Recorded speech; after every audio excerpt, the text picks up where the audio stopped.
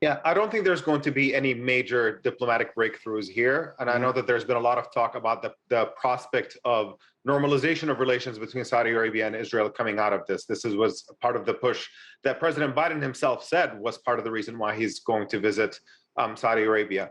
But I also want to de-emphasize the significance of this, because I do think that it's primarily about politics, that this is about symbolism really more than anything else.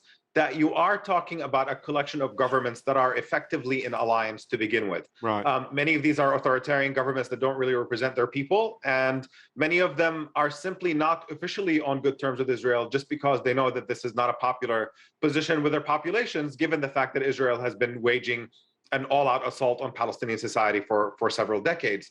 But even if something were to change, even if there were to be a new declaration of fully normalized relations between a country like Saudi Arabia and Israel, that really does not shift the needle in any meaningful or consequential way.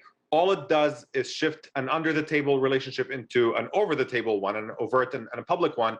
And it gives Biden the public win domestically in the United States as having promoted peace, simply because of lack of American understanding, as you know, in terms of public opinion, about the real regional dynamics, that this becomes easier to sell as a major achievement when it really is nothing of the sort. I think that is really what it's aimed for here, is that Biden is trying to shore up his election chances ahead of the midterms here in the United States, and eventually later on for his own election as well. Well, could I jump in? Yes, of course. Yes, I have to say, I do largely agree with our previous guest here. I think is quite right. There's not going to be much coming out of it. And even if it does, it will be, on the one hand, more just, you know, what's already happening, being more formalized. But I think there's one aspect of it that is important. It is a strong American endorsement of going back to the principle of organizing the region against one country, Iran. This has been, by and large, the American approach for the last 40 years. It has utterly failed, and it has contributed to instability. The only time we have managed to truly change one of Iran's national security policies has actually been through diplomacy with the JCPOA. Don't take my word for it. Just read Tony Blinken's op-ed from 2017, where he himself, when Trump was pursuing this, said an anti-Shia coalition masquerading as a peace or as a defense alliance will only make matters worse in the Middle East. Well, I mean, you say that, and I take that on board, both of you. But, Yossi, let me just put this to you, is that you've seen the Biden administration really sort of have a full-throated endorsement now of the Abraham Accords, where they didn't really think they thought they were a mile wide at an inch deep, basically, more to do with business. But you can see Israel wanting what would be the grand prize, wouldn't it be? Saudi Arabian recognition of Israel, and Washington potentially in that.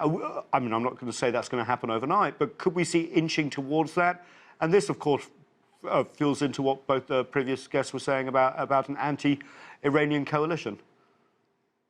Yeah, it has been inching towards this for a long time. And this is obviously the big prize. I don't know what's going to happen tomorrow, but there is a lot of symbolism. And I won't underestimate symbolism in international affairs and in diplomacy. I think the meeting is actually important. The same that the Abraham Accords were a game changer. I think there is nothing wrong with the Abraham Accord. All Saudi Arabia and Israel are coming together. I think the problem with that is if it's taken, as the previous speaker said, that actually moved for more emphasis on security in terms of military approach in dealing with Iran instead of going back to diplomacy in the JCPOA. And the other thing, which is serious, and I think has actually harmed Israeli interest, is sidelining the Palestinian issue, or not dealing with this in a way that there is closure and a peaceful, based on two-state solution, not a way that respects the human rights of everyone between the Jordan River and the Mediterranean Sea. And this is the problem there.